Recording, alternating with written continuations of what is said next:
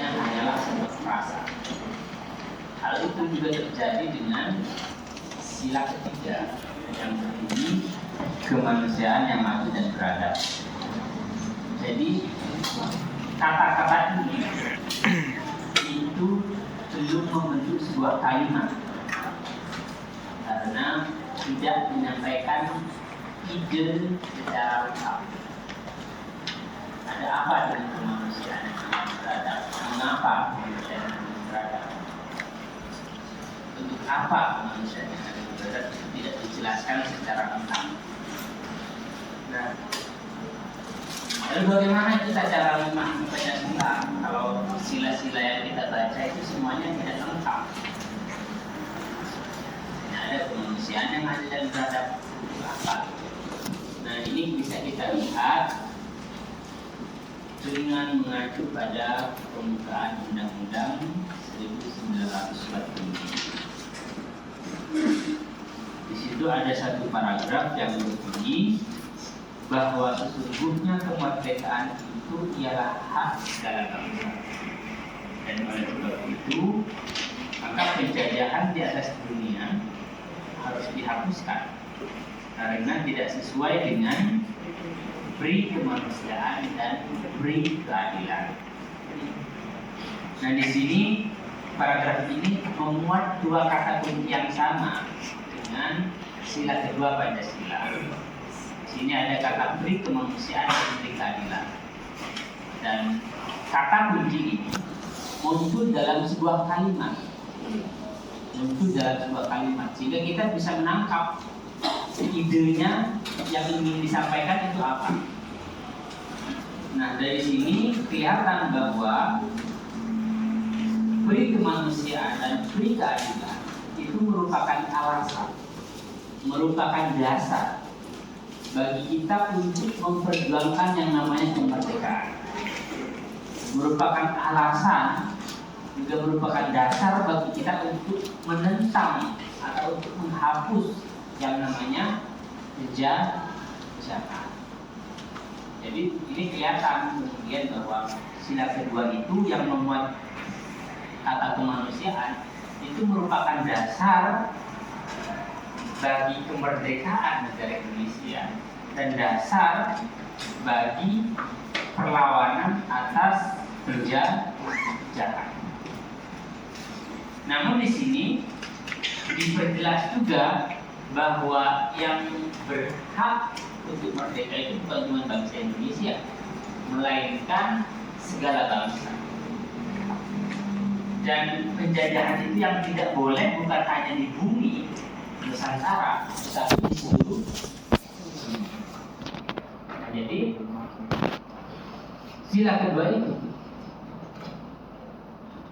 dengan menyebut kata kemanusiaan, dia menjadi dasar untuk mendukung kemerdekaan semua bangsa dan untuk melawan penjajahan dimanapun di dunia.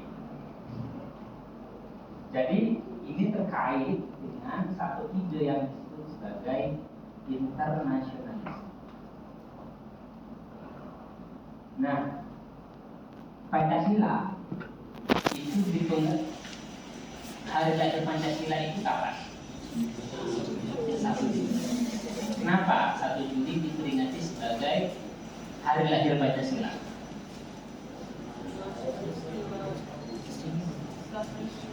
Peristiwa apa?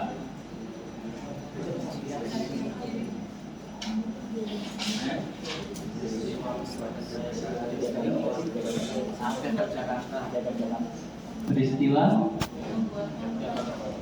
pembuatan Piagam Jakarta. Itu 1 Juni Piagam Jakarta.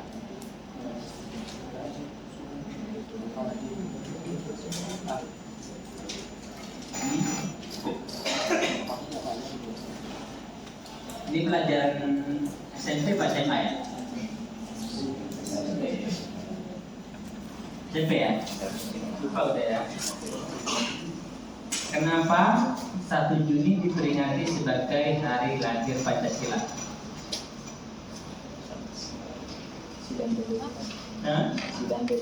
Sidang PPUPKI. Ada apa dalam pidato PKI? Kok sampai diperingati sebagai hari lahir Pancasila? Pidatonya Soekarno. Pidato Soekarno. Pidato apa Soekarno? Konsep awal dari Pancasila. Konsep awal dari Pancasila. Oke, jadi pada tanggal 7 Juli itu Soekarno mendapatkan kesempatan untuk menyampaikan pidato dalam sidang BPUPKI. Dan dalam pidato itu Soekarno untuk pertama kalinya memperkenalkan kata Pancasila untuk menamai dasar negara kita. Jadi nama Pancasila itu pertama kali muncul dalam pidato tanggal 1 Juni. Nah, selain mengusulkan nama Pancasila bagi dasar negara kita, Soekarno juga mengusulkan sila-silanya. Dia juga menunjukkan 5 sila sesuai dengan nama yang diusulkan. Ya, Pancasila 5 sila. Dia mengusulkan 5 sila. Nah, 5 sila yang diusulkan Soekarno itu berbeda secara kebahasaan dengan 5 sila yang kita kenal sekarang. Nah, coba cari apa sila kedua yang diusulkan oleh Soekarno.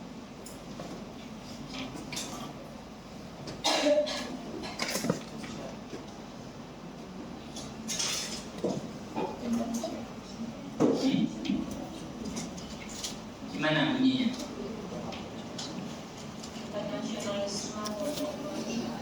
Internasionalisme atau kemanusiaan. Jadi di situ Soekarno menyandingkan kata kemanusiaan dengan konsep internasionalisme. Apa itu internasionalisme? Internasionalisme itu artinya kira-kira bahwa kita mesti punya solidaritas internasional, solidaritas antar bangsa, bukan cuma solidaritas untuk orang Indonesia saja, tapi untuk seluruh manusia dari bangsa manapun. Nah, itu kenapa kemanusiaan itu disandingkan dengan kata internasionalisme, karena nilai kemanusiaan itu universal. Yang penting itu bukan hanya kemanusiaan orang Indonesia, tapi juga kemanusiaan semua orang di seluruh dunia.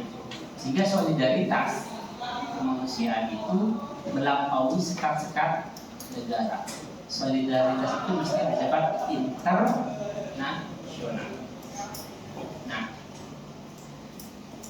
ini dasarnya kenapa kemudian kemanusiaan itu menjadi dasar untuk bilang bahwa kemerdekaan adalah hak segala bangsa. Bahwa penjajahan itu harus dihapuskan dari muka bumi. Dan dengan sila kedua, posisi-posisi diplomatik Indonesia itu mestinya selalu mendukung kemerdekaan semua bangsa, termasuk misalkan Palestina. Dan itu tidak tahu sekarang, tapi sejak ketika Menteri Mendunya Bu Retno ya, Bu Retno Marsudi, dia kan sangat aktif ya menyuarakan dukungan kemerdekaan Palestina, dan itu yang memang diminta oleh Pancasila. Ini hal dasar dari sila kedua.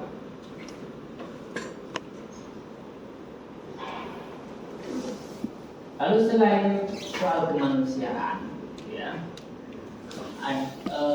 Indonesia sila kedua itu juga memuat kata kunci adil, ya. Adil. Namun keadilan macam apa ya, yang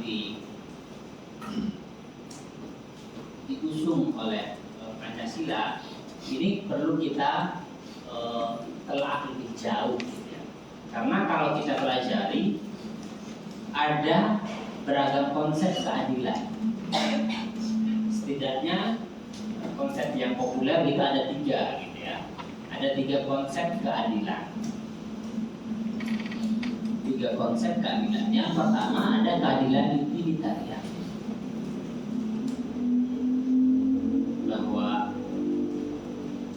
keadilan itu mesti mematuhi the greatest happiness principle, prinsip kebahagiaan terbesar.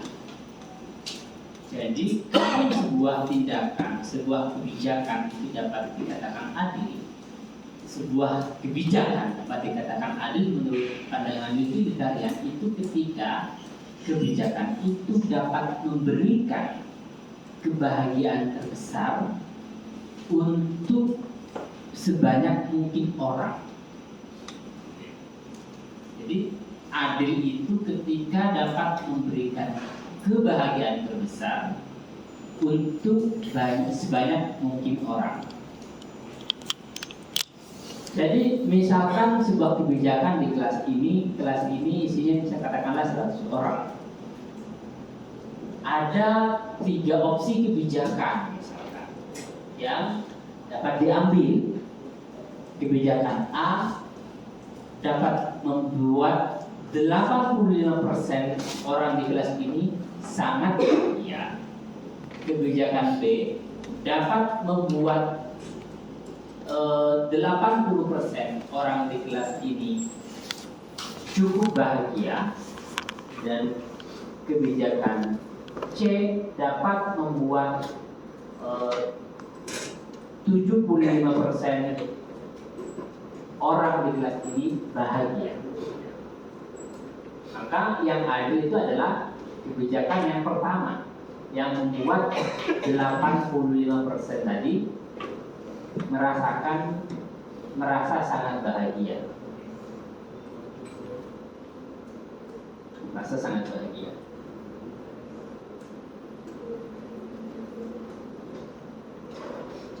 Jadi kebijakan yang paling membuat banyak orang bahagia. Misal kebijakan efisiensi anggaran gitu. Apakah efisiensi anggaran membuat banyak orang bahagia? Kalau ternyata lebih banyak yang tidak bahagia, berarti itu bukan kebijakan yang adil menurut pandangan saya. Namun pandangan ini juga bukan tanpa masalah.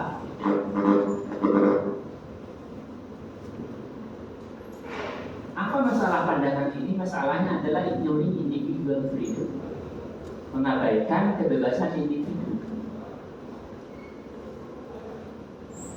Jadi yang dijadikan dasar pengambilan kebijakan itu kan kalau dalam utilitarian berarti agregat mayoritas gitu ya, nilai agregat dari semua kalian. Kalau misalkan sudah 85% bahagia dengan sebuah kebijakan, ya udah kebijakan itu yang diambil.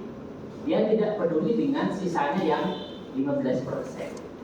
Artinya ada individu-individu yang tergolong dalam kelompok 15% ini yang sama sekali diabaikan.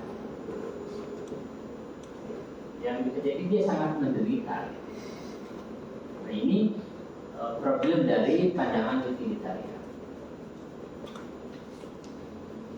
Lalu karena punya problem itu, pandangan utilitarian dikoreksi oleh pandangan egalitarian. Menurut pandangan egalitarian, yang adil itu adalah the most equal distribution of the goods which are to be distributed. Jadi yang adil itu adalah distribusi yang paling setara atas barang-barang yang perlu didistribusikan. Jadi tidak perlu dibeda-bedakan begitu ya. Misalkan 100 orang itu tidak perlu dibeda-bedakan. Usahakan sebisa mungkin semuanya bahagia, ya, meskipun sedikit demi sedikit, meskipun dalam porsi yang sedikit. Tidak perlu mengejar the greatest happiness. Yang penting semuanya bahagia. Kita mengejar the greatest happiness, tapi ada sebagian orang yang tidak bahagia, itu nggak baik menurut egalitarian. Egalitarian akan mengejar 100% orang bahagia. Kira-kira begitu. Dengan cara apa? Dengan semua diperlakukan setara. Misalkan UGM memberikan bantuan uang saku untuk kelas ini BPS berapa? BPS 17 ya. Jadi kelas BPS 17 yang terdiri dari katakanlah 100 mahasiswa itu mendapatkan bantuan uang saku dari UGM sebesar 100 juta. Ya. Dan uang itu dipasarkan kepada dosennya, saya, dan terserah saya, ya, itu ketentuan dari UGM, terserah saya bagaimana mendistribusikan uang 100 juta untuk 100 orang. Lalu pertanyaannya, bagaimana cara saya membagi uang itu agar saya adil? Kan menurut egalitarianisme adalah pilih yang the most equal. Yang the most equal gimana? Dibagi rata gitu ya. 100 juta untuk 100 orang, berarti masing-masing orang dapat juta. Yaudah, yang individu kalian dapat 1 juta semuanya. Tidak ada yang mendapatkan nominal yang beda. Semuanya happy toh? Happy kan? Meskipun bukan the greatest happiness. Kan semua kalian happy, tetapi meskipun bukan kebahagiaan yang terbesar gitu. Ada yang dikasih 1 juta biasa saja gitu kan. Ada yang seperti dapat biji nomplok gitu. Ada yang memandang uang 1 juta itu hanya untuk ngopi 5 kali gitu kan. Nah, ini bermasalah. Pandangan ini juga punya masalah. Masalahnya adalah ignoring proportion and priority, mengabaikan proporsi dan prioritas. Artinya dia tidak mau tahu berapa banyak yang seharusnya diterima oleh individu dan individu mana yang harus diprioritaskan. Jadi dia cuman semua orang dipukul rata, dikasih proporsi yang sama. Siapapun individunya, ya udah kasih 1 juta. Dia tidak mau tahu kondisi finansial masing-masing individu yang bisa jadi dia membutuhkan proporsi yang lebih banyak atau membutuhkan proporsi yang lebih sedikit dari alokasi itu. Dia tidak mau tahu kondisi hidup seseorang yang bisa jadi seseorang itu perlu diprioritaskan daripada orang yang lain. Di sini rata-rata uang bulanannya berapa? Berapa? Hah?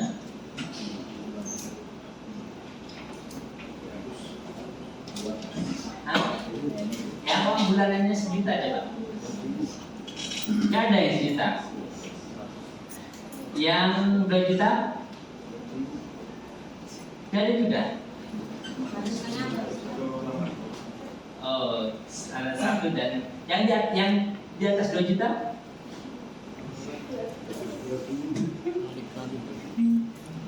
Hah? Gak ada yang di atas 3 juta? Atau gak mau ngaku? Hah? Yang di bawah 1 juta ada nggak? Nggak ada juga. Rata-rata 1 sampai 2 ya. Kalau yang di atas 2 ada tapi sedikit. Nah, ada ya. Ini teknik ada lah pasti kalau dari teknik di atas 2. Di atas 3 kayaknya masih ada. Ada nggak? 5. Yakin ada kan? Ada ya sampai 2 juta? Ada ya?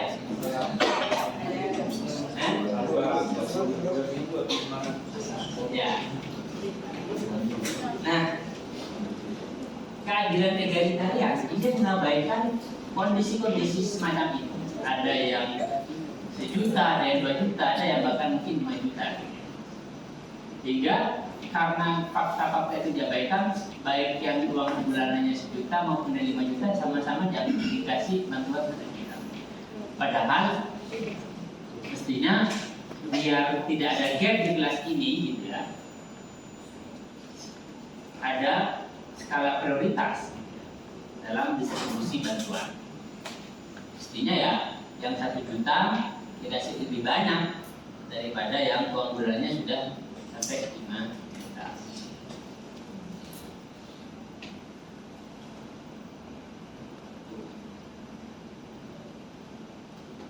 Itu masalah egalitarian. Lalu masalah konsep egalitarian ini karena punya masalah tersebut dikoreksi oleh konsep Maximin yang bilang bahwa the system should be designed to maximize the positions of those who will be worse off in it. Jadi menurut Maximin itu sistem mesti dirancang untuk memaksimalkan, untuk menguntungkan posisi orang-orang yang tidak beruntung, sangat tidak beruntung, sangat bernasib sial di dalam sistem ini. Jadi kalau dalam contoh tadi, mestinya sistem distribusi bantuan itu dirancang untuk memprioritaskan, untuk memaksimalkan orang-orang yang memiliki uang saku, uang bulanan sangat sedikit, dan kemudian yang uang bulannya sedikit disamaratakan dengan yang banyak. Jadi kalau misalkan yang 3 juta dikasih bantuan 500.000, maka yang uang bulanannya 5 juta dikasih bulannya. Namun ini juga memiliki tantangan ya, yang berupa back distributor. Jadi basis distribusinya itu menjadi tidak jelas. Dengan dasar apa kita menentukan seseorang perlu diprioritaskan dan tidak? Apakah hanya berdasarkan pada jumlah uang saku yang diberikan oleh orang tuanya, atau berdasarkan angka lainnya, atau berdasarkan keseluruhan uang yang dia punya di tiap bulannya itu? Nah, ini perlu menjadi tantangan bagi konsep Maximin begitu ya. Apa kira-kira yang akan dijadikan dasar atau kriteria untuk menentukan siapa yang perlu diprioritaskan dan siapa yang memperoleh proporsi sekian? Nah, Pancasila sebenarnya mengusung ide keadilan yang macam apa? Ini kan tidak dijelaskan di dalam sila Pancasila itu sendiri. Hingga kemudian Pancasila, sila-sila dalam Pancasila itu menuntut kita untuk menafsirnya sesuai dengan konteks. Apakah kita sedang menghadapi sebuah konteks yang menuntut penerapan keadilan egalitarian, atau penerapan egalitarian atau Maximin? Karena itu penting untuk meletakkan Pancasila itu dalam kehidupan bernegara selalu dalam konteks.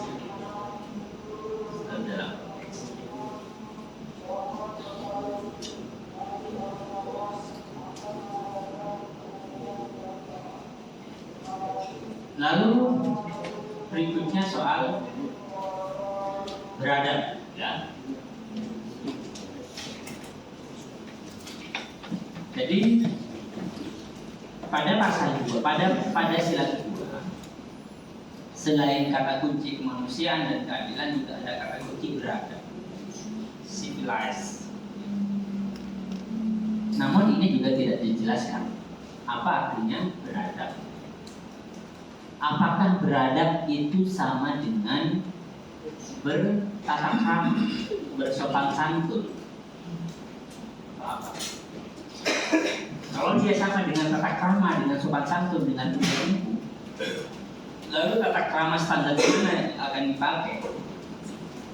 Karena satu komunitas budaya, satu masyarakat ya, bisa memiliki standar sopan santun yang berbeda, bisa memiliki standar budaya yang berbeda. Di sini ada yang orang luar Jawa nggak? Luar Jawa? Mana Pak? Sumatera Sumatera mana? Sumatera Barat. Sulawesi Selatan, Pak. Sulawesi Selatan. Maksudnya Lombok. mana Pak? Tadi berapa? Ketika pertama kali nyampe ke Jogja, kalian mengalami shock culture nggak? Apa yang kalian alami? Yang shock culture macam apa yang kalian alami? Tadi yang Sumatera Barat. Bahasanya. Kalau tata kramanya ada nggak? Maksudnya misalkan apa yang di Sumatera Barat itu dianggap sopan, tapi nyampe sini tidak sopan. Terus sebaliknya, di Sumatera Barat tidak sopan, tapi di sini orang biasa aja melakukannya. Ada nggak? Gak ada ya. Kalau yang Kalimantan tadi ada nggak yang perbedaan gitu? Di mana? Di Kalimantan. Nah, di sini Mas Bang. Yang tadi di belakang itu.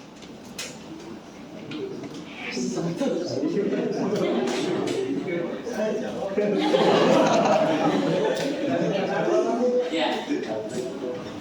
Jadi standar kesopanan, standar tata krama itu bisa berbeda, ya, bisa berbeda dari satu daerah ke daerah yang lain. Lalu kemudian kalau beradab sama dengan tata krama, sopan, standarnya mana ya?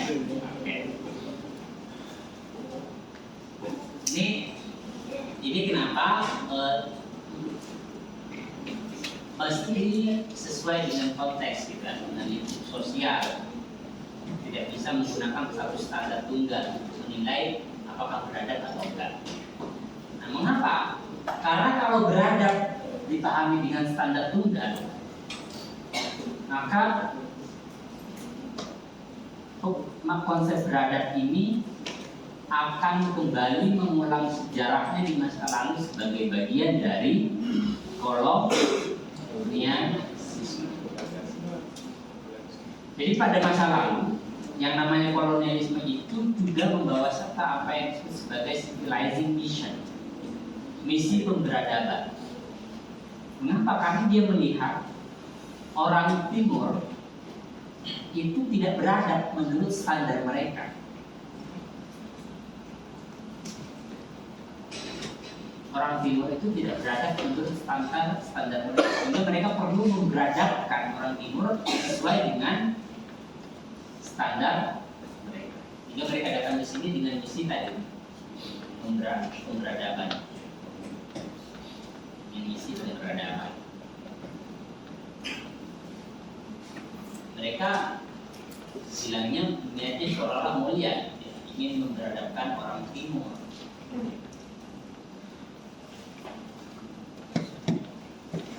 Tapi pada saat yang sama mereka mengeluh sejumlah pembayaran kita.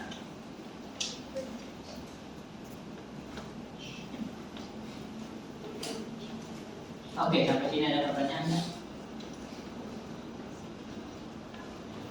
Ada?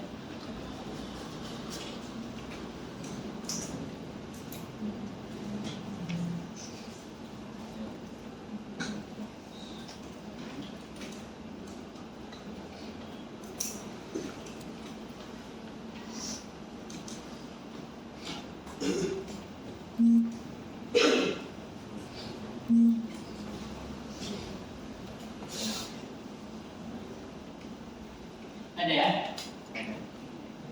Oke, kalau nggak ada saya akan putar sebuah film dokumenter gitu ya.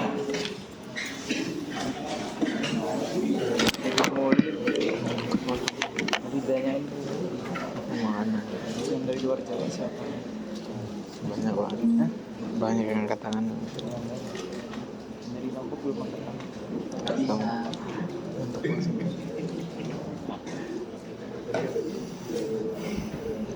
Aku buka. Mataku bisa aku buka.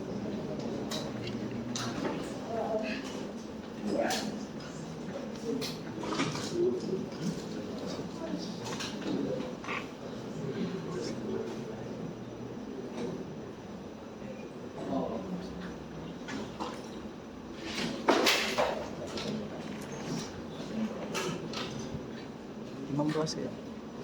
Ini adalah sebuah Oh, video online. pembicara Online. sebelumnya ya jam 5 lewat yang dibuat oleh seorang sutradara asal Belanda, tapi settingnya di Australia.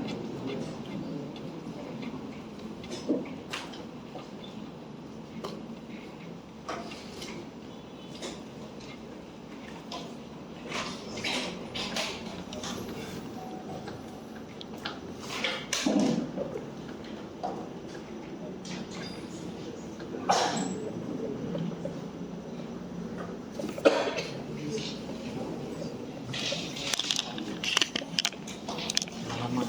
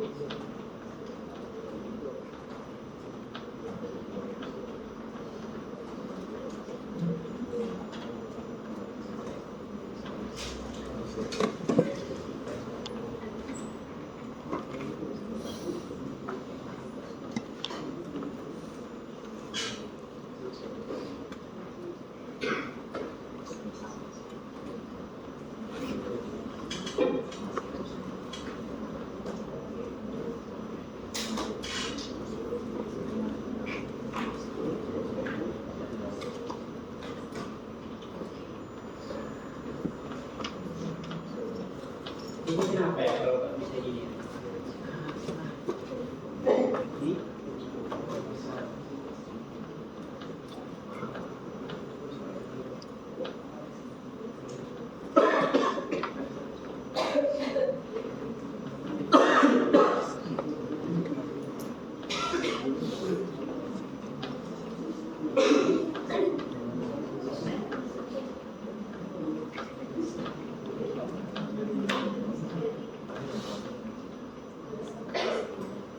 ini biasanya yang mana ya? Ini ya.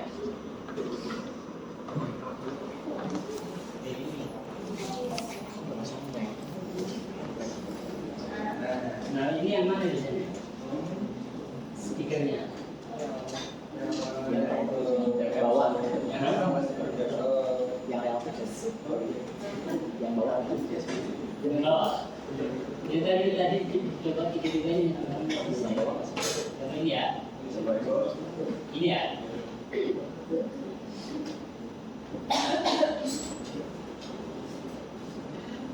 Oh, tidak bisa. Oh ya.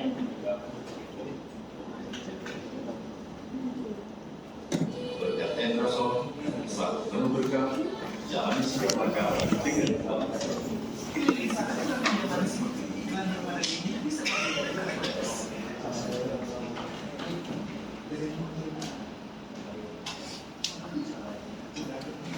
Tapi di mana ya?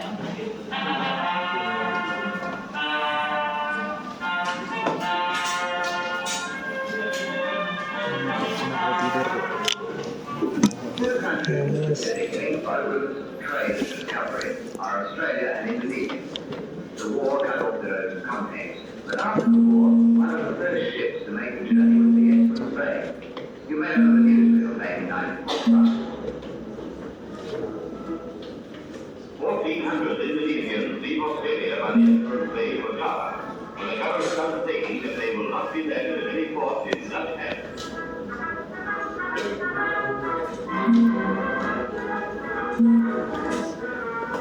An official of the Australian government goes with them to see that the guarantee is carried out. Friends and sweethearts, proud to all to take time.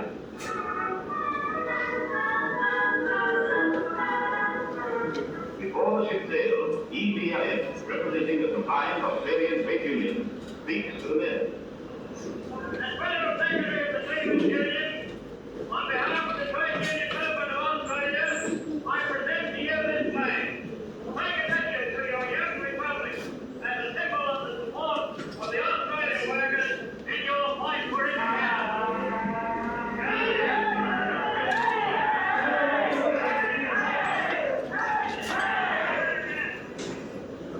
Flag! The name of the Indonesian Republic, I thank you for this flag.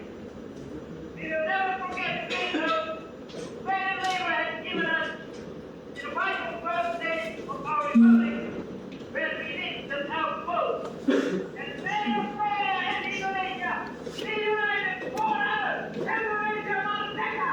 Indonesia Merdeka!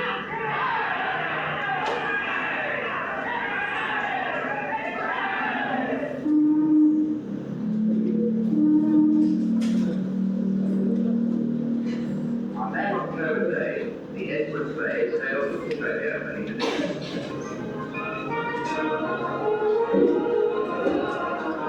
But the real story behind this journey is the story of ships that didn't sail. Let's start at the beginning. Here in Australia, we know the Indonesians well. For years they've lived in our country as friends and fellow towns.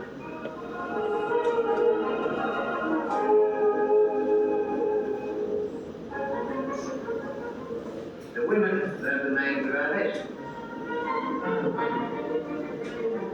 And mothers found that children were much the same in language. There were the Indonesian soldiers and seamen. Our boys knew them as good fighters against the common enemy, Japan.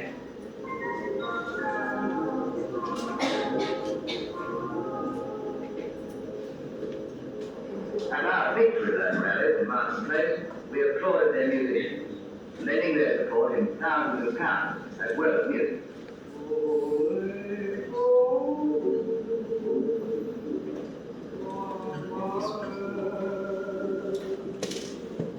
We liked their old Indonesian folk songs, even if we didn't understand the words. But they did. Yet here in Australia, it wasn't just the river and rice fields, the villages of their homeland they fought about, but something they didn't have before the war. Something they fought for with the Allies. Independence. The voice of Indonesia calling.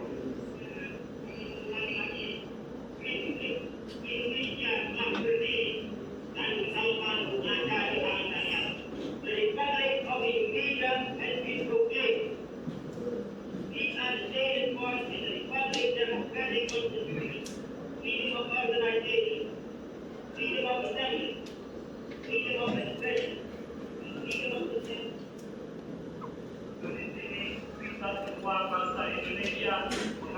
Here, in the streets of Sydney, Indonesians repeated an oath which was being taken by their countrymen all over the world. An oath of loyalty to the new republic.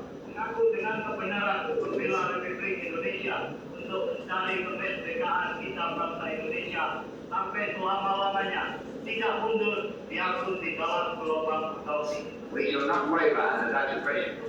We are ready to sacrifice our lives for freedom. With a pure heart, we pledge our word. Dalam nama Allah, saya mengaku dengan kebenaran.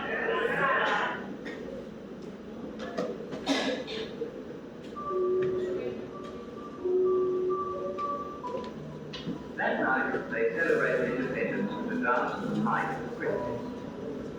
For even in exile, they've not forgotten their ancient culture. This dance, they told us, was over 1,500 years old, before Portuguese and Dutchmen came to town.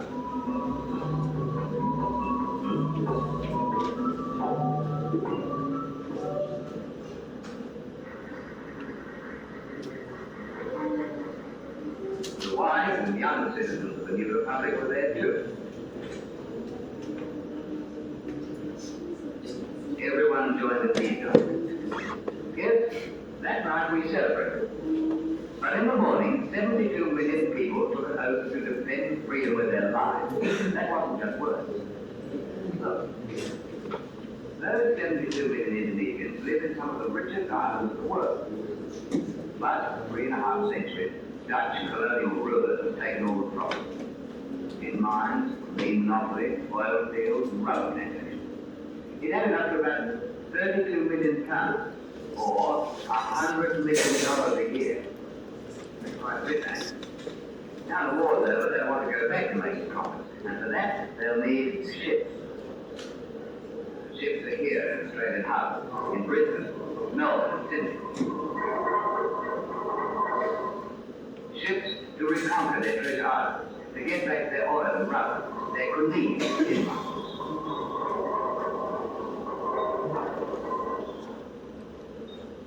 Ships to break the back of the young republic. Ships to carry soldiers. Ships to carry guns.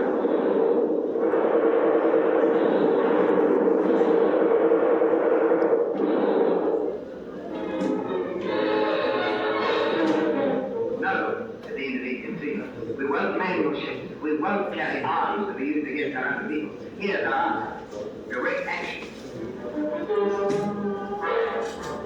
They left the ship. They walked off the wall. They quit the office. Soldiers refused to turn. It takes courage to strike against your rulers in a strange country, but they did that. The justice tell them 350 years of Dutchman talk. They got together in Australian walkers right here on the docks while the big ships wait.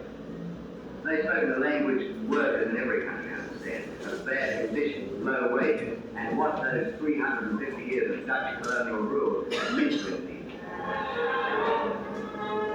The news spread, and waterside workers came from other ports to listen. Finally, it turned into an impromptu meeting. That's when Australia did it.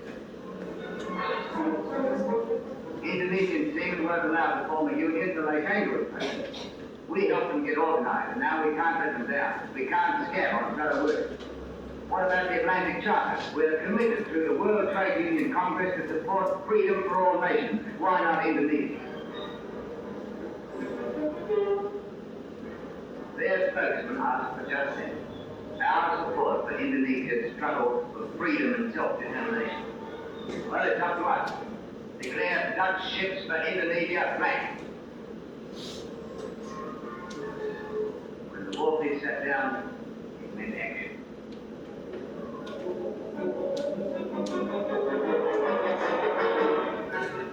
Something happened on the waterfront which made all the difference in the life of a young republic. The Dutch companies that once had a great fleet to carry wealth from Indonesia now had to beg for every ship to take place.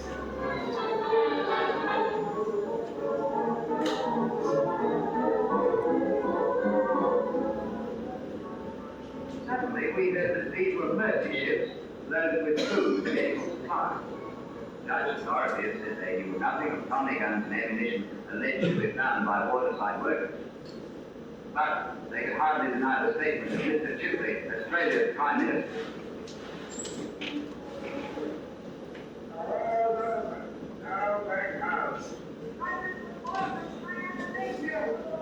You want for your freedom, let the Indonesians have theirs. Armed and now soldiers. 1,600 armed Dutch soldiers bound for Java, lining the decks of the Sterling Castle. Australian diggers were at meet, and one Dutchman who spoke to the workers of Holland supporting Indonesian freedom. Indonesia. Australian support for free Indonesia. Australian support for free Indonesia.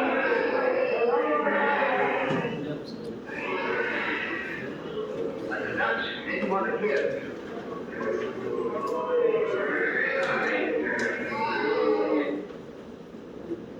Indonesia calling. Through a static of gunfire, they heard the voice of their homeland, asking them to keep up the fight, to hold up all Dutch ships carrying arms to be used against the new republic.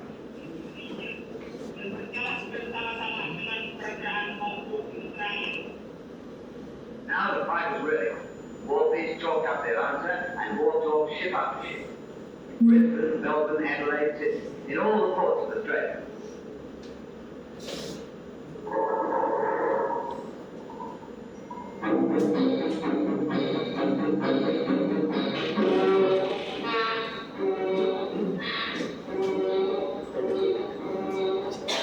They said to the Dutch, loading ships at our highway.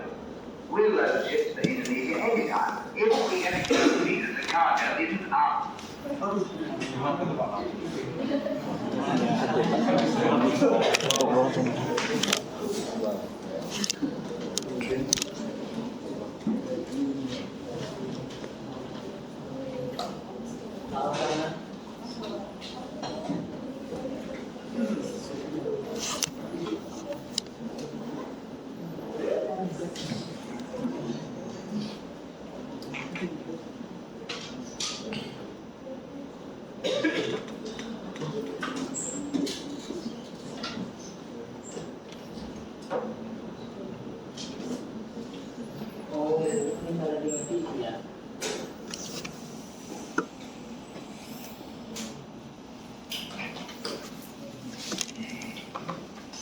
Kayaknya nggak bisa gini. Jadi masuk power saving ya.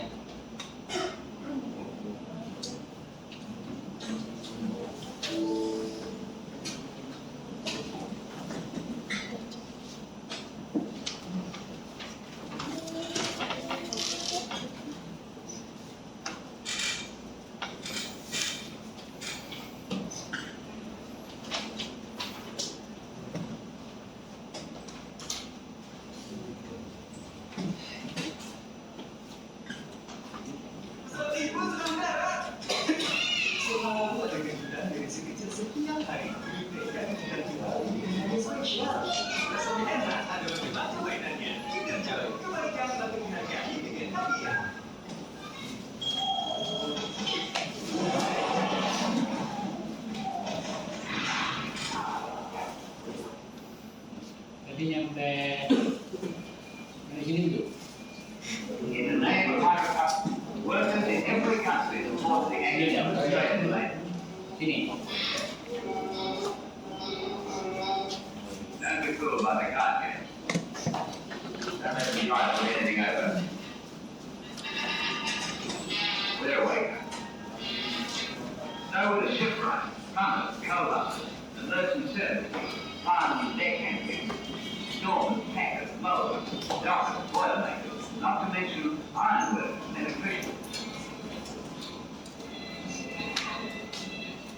All along the waterfront, the ships ride.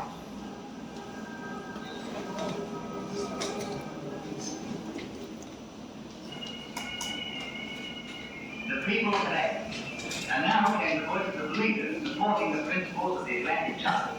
Pandit Nehru and Jinnah, Manuelsky and Brzezinski of the Soviet Union, and President Roosevelt of the Philippines protested against the use of armed force to suppress the Indonesian people.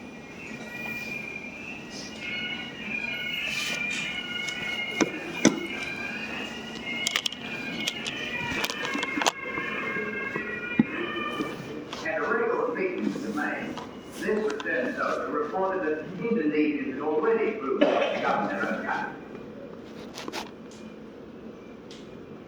In the name of my republic, I thank you, said General Adams. But for your help in holding up those ships, our republic might have been destroyed. The black ban on ships for Indonesia is complete.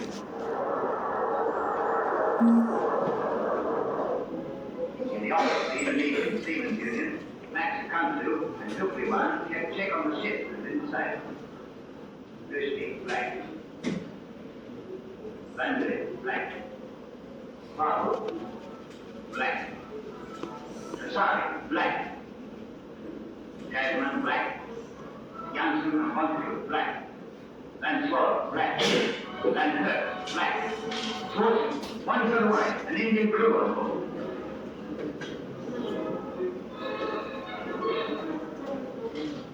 All right, crew, man, thinking we could stop ship. But you don't know what that one ship meant. It broke the bank. The Dutch had sneaked it through by putting an Indian crew on. Our boys didn't have much of a crew to go out of the battle. They didn't have any guns or ammunition. but they had words, and they were talking to Indian seamen, Indian brothers. Indonesians fight for freedom and justice. During the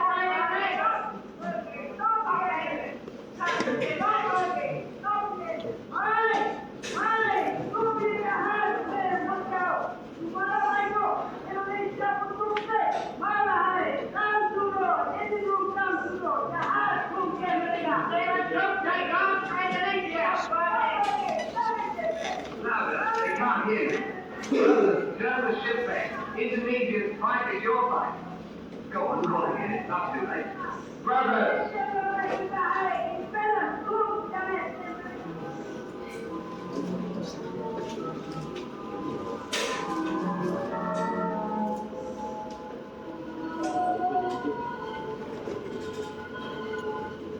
They've gone. But outside the hit, above the Indians, the Indians would be brothers. Indonesia's fight is your fight. Stop engine. Stop engine.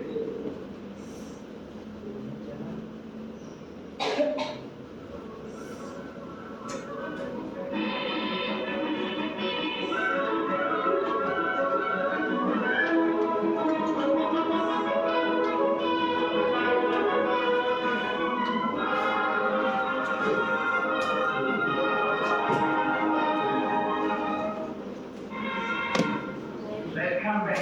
The Indians have come back. They've done it. They've got the ship. Come on. This really calls for celebration.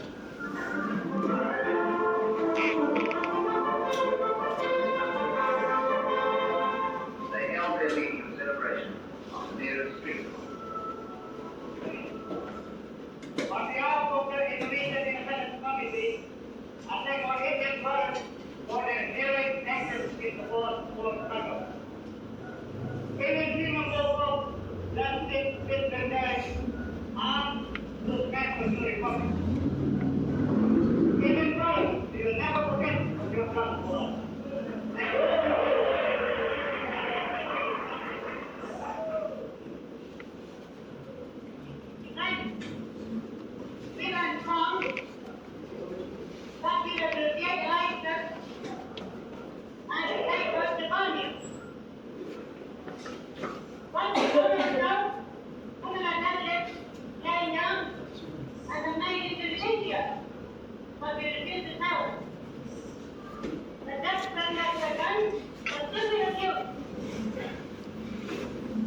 And now, we will not have the ship. That level is our level. That victory, our victory.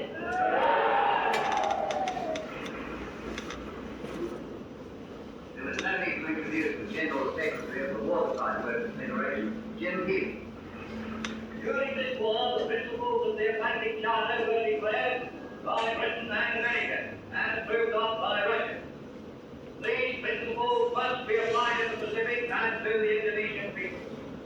These people fought with us during the war against fascism in the Pacific, and we people of the Pacific, the Chinese, the Americans, the Russians, the Australians, the New Zealanders, the Indians, together with the Indonesians, will do everything within our power to destroy the efforts of Dutch imperialism.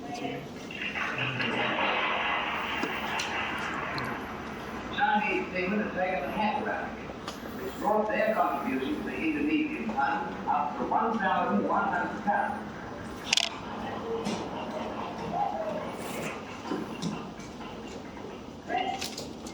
Now let's go forward. Come to something. The China will support all the first countries to gain their defense. That is why we join are supporting the Indonesian national movement. Manusia beragama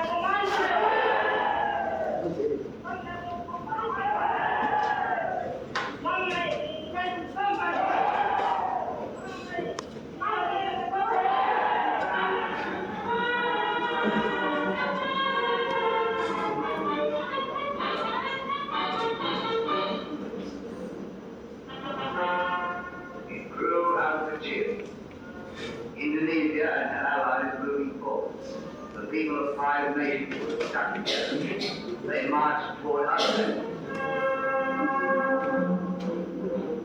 And below them, under the bridge, lay the ships that didn't sail.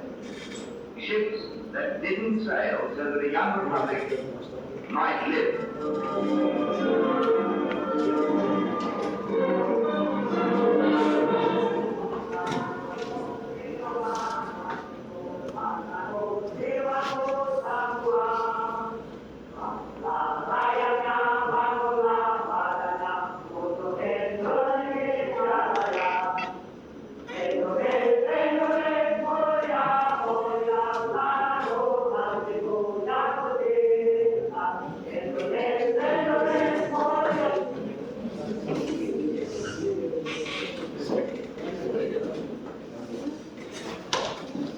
Oke, apa yang kalian dapatkan dari ini?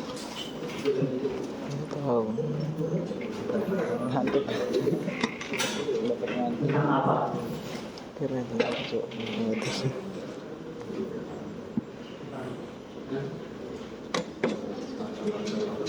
Tentang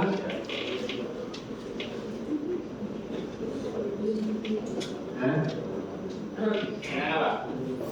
Ngomongin apa? Hanya apa kira-kira? Pancasila.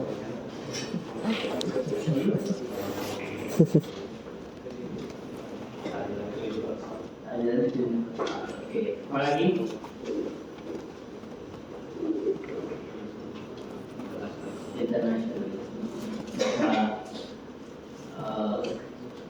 Manusia itu melampaui segala-galanya. Hingga ketika ada kasus Belanda ingin setelah Indonesia mendeklarasikan kemerdekaannya, lalu Belanda yang kembali lagi ke Indonesia membawa sejumlah senjata yang berjuang menggagalkan itu bukan cuma orang Indonesia, tapi juga melibatkan orang Australia, orang mana lagi?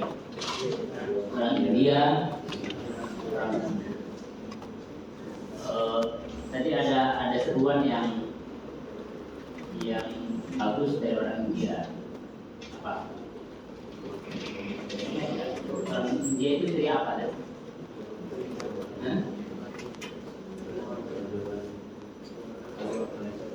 Ya, Indonesian fight is our fight. Indonesian fight for freedom is our fight. Perjuangan rakyat Indonesia merdeka itu juga bagian dari itu. Oke, ada pertanyaan nggak sampai sini? Ada ya? Oke, kalau nggak ada saya kira cukup. Saya kira sampai sini. Selamat sore semuanya. Semuanya apa? Tidur sama tidur.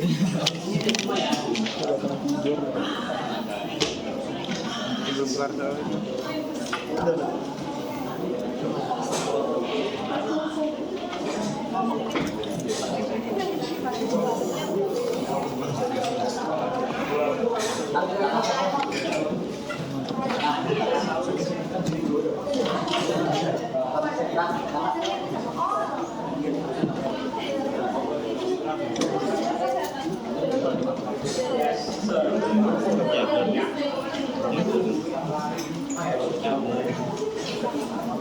Mantap pojok.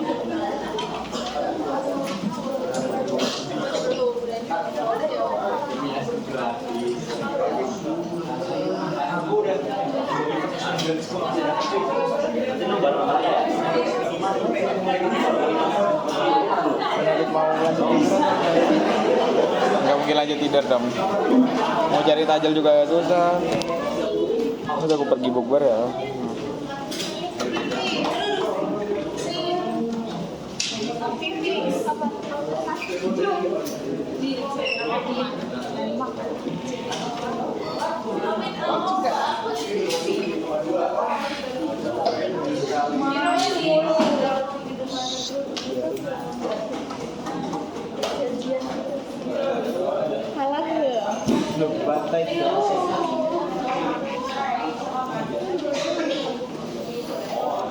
Udah ngapain jogging Cok? Ya balik lah. Udah balik lah. Udah selesai jam tidur kan. Selesai ngilik. makan apa ya? Masjid loh. Aku balik sih. Oh ada tanda tangan. Ada lah. Tapi masjid tuh Mana anjir aku balik sih. beda.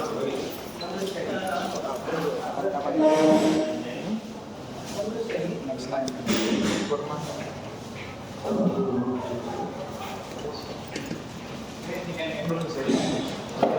Nanggung ini 70. Minimum. Kamu aja udah 13.